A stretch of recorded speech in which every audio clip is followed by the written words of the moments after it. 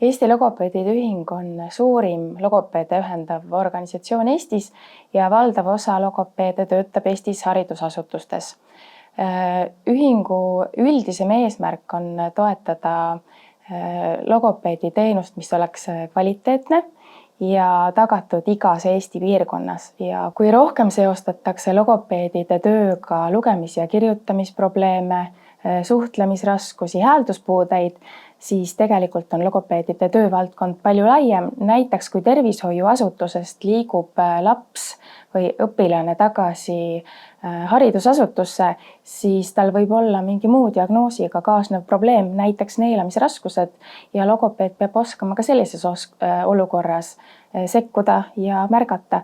Ja kui ta jääb hätta või vajab abi, siis ühing annab selleks suurepärased võimalused, sest meil on ühingus liikmeid, kes kuuluvad väga erinevatesse valdkondadesse. Näiteks meil on tervishoiuasutustes töötavaid logopeede, õppenõustamiskomisjonide, tugiteenuste keskuste ja ülikooli juures töötavaid liikmeid. Ühingul on mitmeid tegevussuundi. Üks peamine on kindlasti logopeedide kutseõiguste esindamine, aga me korraldame ka koolitusi, veebiseminare, konverentse.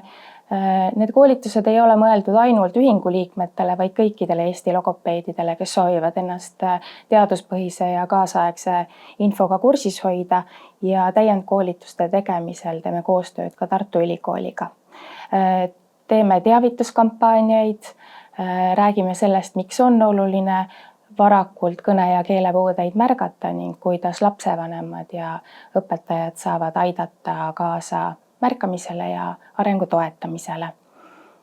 Teeme koostööd Haridus- ja Teadusministeeriumiga, Sotsiaalministeeriumiga, Terviseametiga, erinevate haridus- ja tervishoiuasutustega ja oleme valmis osalema ka erinevate metoodikate ja juhendmaterjalide koostamises, mida näiteks haridusasutustes siis kasutatakse, on need siis kõnearengu toetamise või varajase märkamise puhul kasutatavad materjalid. Teeme välisorganisatsioonidega koostööd, meil on head suhted teiste riikide logopeedide ühingutega. Kuulume ka ise mitmesse suuremasse välisorganisatsiooni, kellega on võimalik koos teha projekte ja osaleda konverentsidel. Ja üks väga oluline osa on ka kindlasti logopeedi professionaalsuse ja kutse-eetika arendamine. Kutsekomisjon tegelebki eetika, töö kvaliteedi ja vastutust puudutavate küsimustega ja annab välja kutsetaset neile, kellel seda veel ei ole või kes soovivad seda uuendada.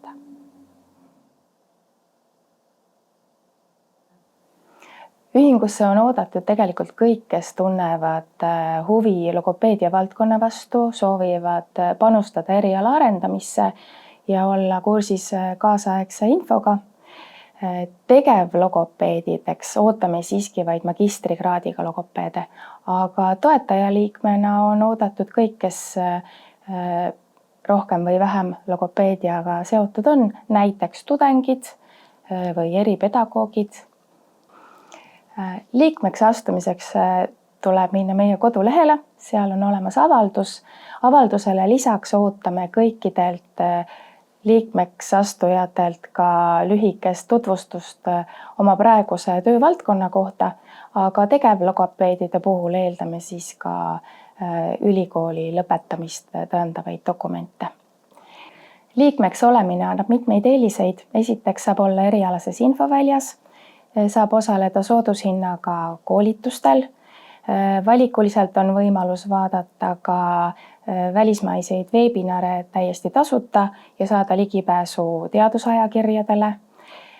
On võimalus kandideerida tegevliikme stipendiumile.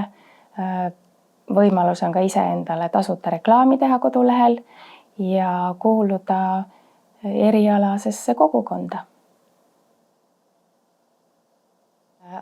Alates 1. septembrist 2025 jõustuvad uued õpetajate kutsestandardid. Suur töö on ära tehtud ja õpetajate kutsestandardid on kohandatud kaasaegsete väärtuste ja teadmistega. Meile meeldib see, et uute standardite puhul on välja toodud õpetaja professionaalsuse arendamine ja vajadus ennast järjepidevalt täiendada ja et on rõhutatud ka töö heaolu ja vaimset tervist. Siinkohal on hea ära mainida, et õpetaja kutse ei mõjuta otseselt logopeedide tööd, sest logopeedidel on oma kutsestandardid. Aga kui õpetajatel on ka kutsetase 5 ja 6, siis logopeedidel on ainult 7 ja 8, mis tähendab, et me tunnustame ainult logopeedi, mitte kõnearengu spetsialiste või kõneõpetajaid. Tulles tagasi nüüd õpetaja kutse juurde, siis otseselt ta küll ei mõjuta logopeedi tööd, aga kui logopeed töötab haridusasutuses ja muutub teda ümbritsev töökeskkond, koostööhoiakud, väärtused, siis see võib tema tööd mõjutada küll. Näiteks, mis puudutab suurenenud koostöövajadust teiste spetsialistidega ja õpilaste individuaalse arengu toetamist, et me loodame, et sellega suureneb ka logopeedi kaasamine laste arengu jälgimisse, hindamisse ja metoodilisse juhendamisse ja näiteks individuaalsete õppekavade koostamisse. Rõhutatud on ka professionaalset arengut ja ökosüsteemi panustamist ja me loodame, et selle toel kaasatakse ka rohkem logopeede haridusasutustes tugistruktuuride arendamisse ja kaasava hariduse planeerimisse. Ja nagu ma juba mainisin, hästi oluline on töö heaolu ja vaimne tervis. Me loodame, et see mõjutab positiivses suunas ka logopeedide töökoormust, et logopeedi puhul on ootused realistlikumad ja kujunevad selged tööjaotused õpetajate ja logopeedide vahel.